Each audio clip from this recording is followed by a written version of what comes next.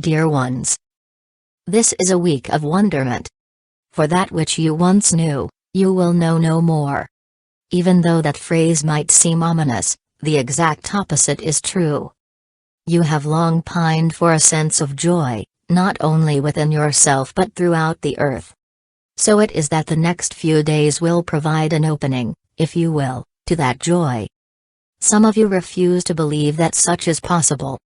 That wars will not disappear overnight, nor will opposing views be resolved with so little effort.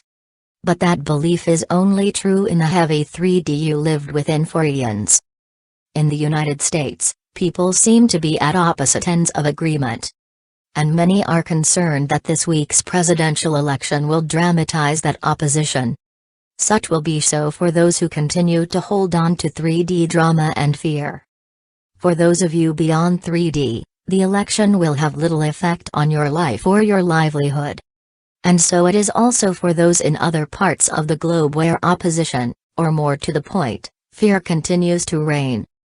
How many of you have been directly impacted by the perils and fears promoted via your media and other means of communication? If you were impacted, was your life threatened or the lives of those you love? The greatest fear of Earth humans for eons has been personal death or death of a loved one. As an example, does not the coverage following a horrendous natural or human event always include the survivors exclaiming how lucky they were not to have been killed? Many of you beg to differ, countering with, you do not have money to pay your bills, you do not like your job, or your relationship is dissolving, and there is nothing you can do about it. There is always something you can do about anything. You have choices. Your greatest fear is not the loss of money or a relationship, your greatest fear is that you will lose your life, whether emotionally or physically in the process. This is a somewhat difficult piece for many of you to absorb now, for you have so deeply hidden the fear of death that you cannot yet quite grasp that such is your deepest earth fear. And you have not yet internalized the knowingness that you do not die, but merely transition into another form. But then, for some of you, transitioning is as fearful as earth death. For you are enjoying this life or at least pieces of this life and you do not wish to jump into a new form without knowledge of what that form will take and what it will mean. Will you become a sparkle in someone's eye? Will you become a nebulous ether form? Will you hover around your loved ones? Will you even care about your earth loved ones? In essence, you are fearful of earth death, the last unknown. For you know within you that you always have choices while of earth. You have the support of others and your inner being to leave or adjust to those pieces that are uncomfortable, or unbearable. But there is no knowingness, nor seeming choice if you purposely remove yourself from earth. We will repeat. Purposely remove yourself from earth. For whether you are killed or kill yourself, it is a purposeful action. You cannot remove yourself from the earth without doing so knowingly. Of course, such is extremely difficult for those of the earth to accept, for why would your loved ones leave you? So it is that you rage at those, and that is the correct word, who have left you, and you remain too frightened of the unknown to consciously leave earth. Such is not to chide you, but to remind you that there is nothing to fear about death, and if it were the right time for you to remove yourself from earth, you would do so easily and with little regret. Some of you have been with loved ones as they struggled to remain of earth.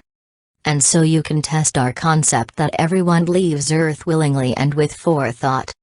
Whether consciously or subconsciously, earth death is never an accident. But then, you have not yet truly internalized that concept, or you would not be fearful that such will happen to you or your loved ones. Perhaps you wish to counter with thoughts that once your loved ones leave Earth, you can no longer communicate with them physically. Of course, some of you have received messages that you are certain are from loved ones that have transitioned from Earth. Such is so.